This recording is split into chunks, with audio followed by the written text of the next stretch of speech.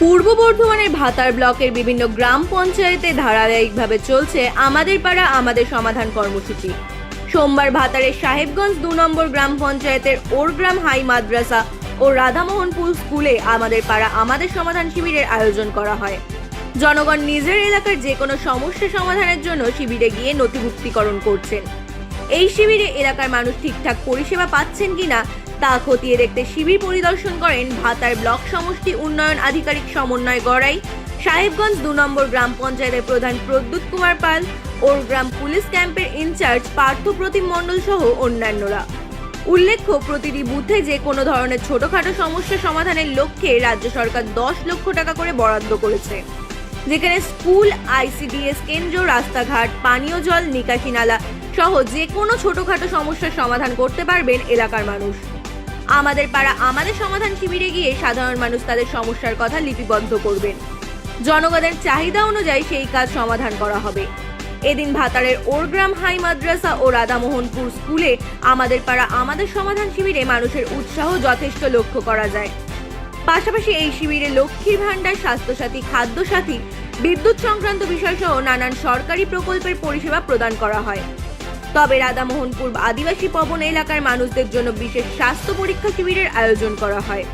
খেটে খাওয়া শ্রমজীবী মানুষদের ব্লাড প্রেশার, সুগার পরীক্ষা সহ নানান স্বাস্থ্য পরিষেবা দেওয়া হয়। নিজের এলাকায় স্বাস্থ্য পরীক্ষা করাতে পেরে খুশি এলাকার মানুষজন।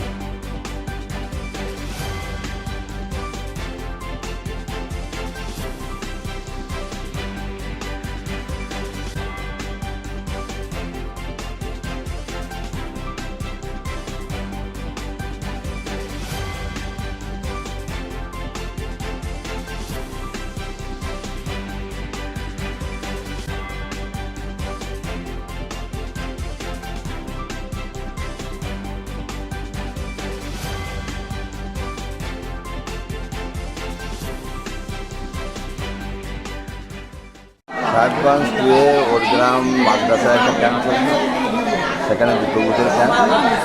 একটু জোরে। আর এখানে আমাদের রাধামোহনপুর আদিবাসী এলাকায় এখানে একটা ক্যাম্প।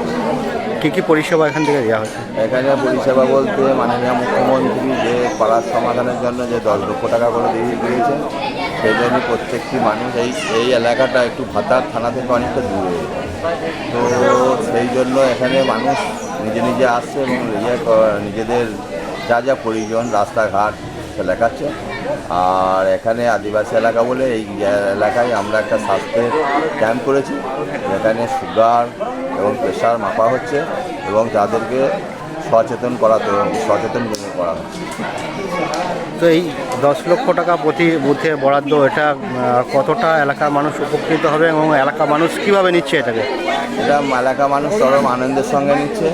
যে ছোটো ছোটো কাজগুলো আমাদের মাননীয় মুখ্যমন্ত্রী করে দিতে বলেছেন পাড়ার, আইসিডিসি থেকে, স্কুল থেকে সেই কাজগুলো করছে এবং মানুষ প্রচুর আনন্দিত। আপনার নাম পরিচয়? আমার নাম প্রদ্যুৎ কুমার পাল, আমি সাহেবগঞ্জ থেকে।